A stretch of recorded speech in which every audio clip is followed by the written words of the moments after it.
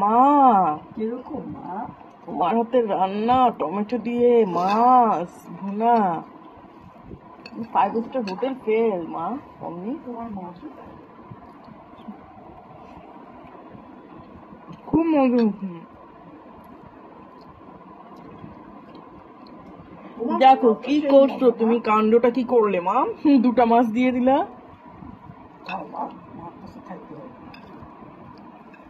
রান্নাটা যে মজা হয়েছে না,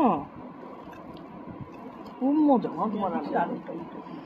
সিমের বিচি আলু টমেটো দিয়ে আর হচ্ছে টমেটো ধনিয়া পাতা দিয়ে সেই রকম হয়েছে রান্না।